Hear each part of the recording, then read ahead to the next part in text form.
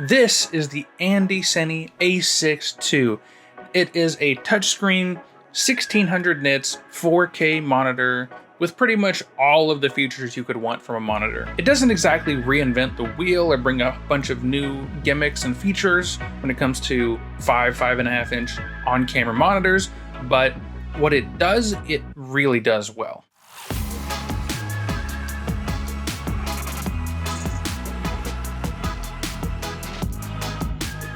You know, I'm really into the 5-ish inch monitors for on-camera stuff. The 7-inch ones just seemed like overkill to me and just dwarf most of my cameras, which are like the S5 II, GH6, and you know, that extra half an inch on the 5-inch kind of format for this Andycine is, I think it really works. So as you can see, it comes in this case, which is actually a really decent case, and it's kind of going to be the de facto way I think most people are going to store this thing. It was a trend for a while there to not include carrying cases and things like that and just have you figure it out on your own.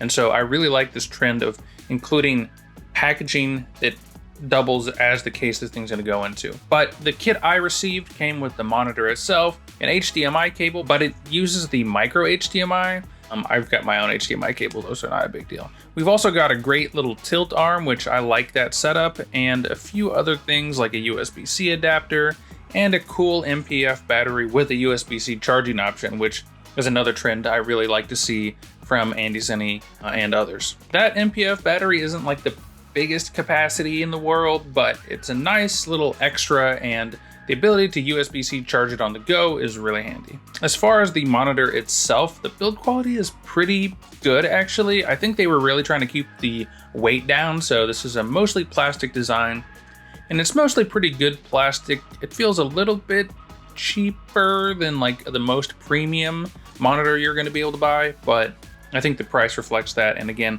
I think the service of the lightweight was a good trade-off. There's nothing lacking here, but it doesn't feel like top of the line necessarily, but it's pretty good. What do you think?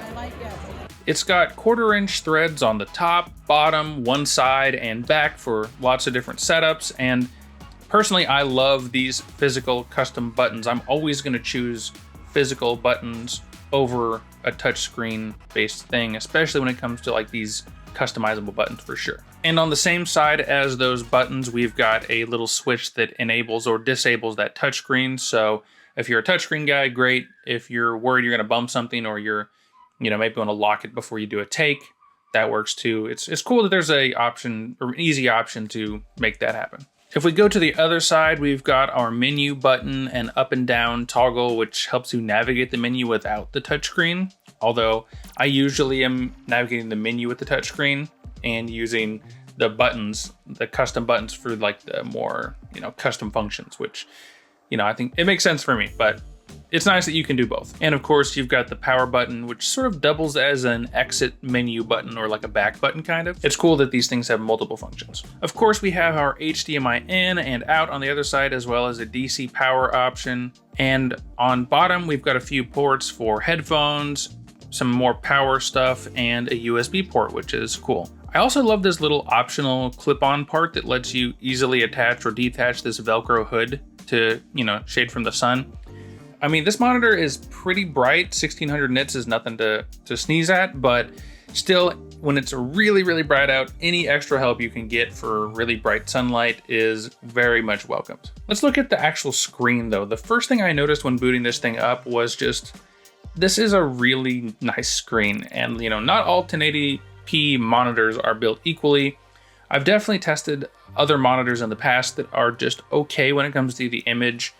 Some are a little soft, some are clearly soft but digitally sharpened, and the Andycine is a lot more neutral. Like you see what the monitor shows you, you get what you get, and I haven't had any unexpected shifts in like contrast or color, and the detail and sharpness looks really good and natural. So just when it comes to being a monitor, the screen and the video image quality is really, really nice. It's really difficult to show this on camera, so yeah, it's 1080p, it's 1600 nits, it's got a good contrast ratio.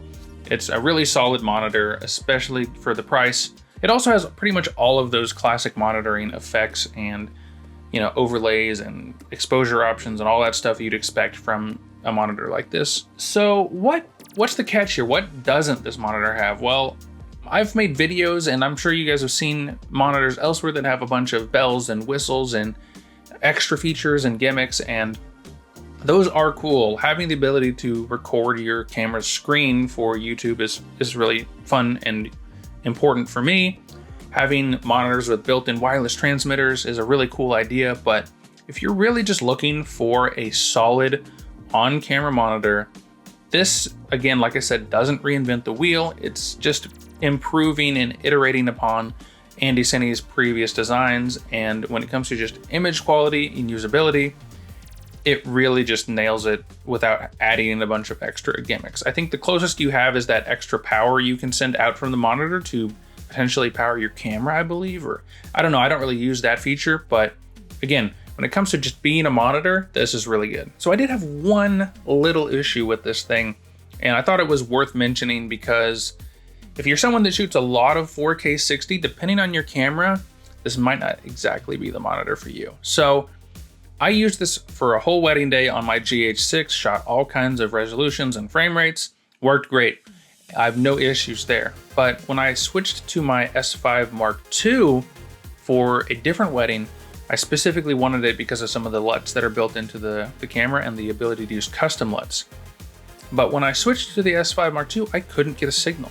I realized later that it was actually 4K 60 specifically that was causing me the issues, which is weird because 4K 24, 4K 30, and 4K 48 even all displayed fine.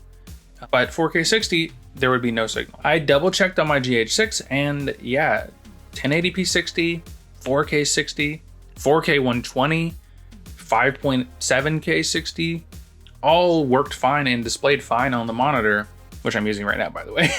But it all worked perfectly fine on the GH6, just not the S5 Mark II. So I heard back from Andycine, and they actually didn't really design this monitor with 4K 60 in mind specifically, but it did work. So I'm not sure what to think about that. I hope someone has a few more cameras than me can test this thing and see what cameras it does and doesn't work on, especially the 4K 60, or maybe Andycine can offer more information.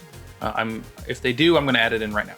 But yeah, other than that one issue I had with the S5 Mark II, overall, my experience with this monitor was great. I love the case, I love the accessories, I love some of the modern features like the USB-C charging NPF battery, and just the overall quality and usability was really nice. This is gonna be a really handy monitor to use on my GH6, but for my S5 II, I guess I'm gonna have to figure out something else. But anyway, guys, thanks for watching, thanks for stopping by. This is a really solid monitor, and I think Andycine makes some really great stuff. I reviewed one of their V-mount batteries before. You can check that out here, and that was really solid as well. So everything I've used from them, I've been impressed with so far, and I know they're a solid name in the business, and they're keeping that tradition up of making quality products with this Andycine A6 Mark II. Really solid. Yeah, thanks for stopping by. See you guys in the next one. If you think you can guess this lens, by the way, drop it in the comments. And if you want to get a cool look like this, let me know. Maybe I'll make a video on what I'm doing exactly here. Ooh, here's a hint right here. I have to do this. Okay, I should probably go. All right, cut.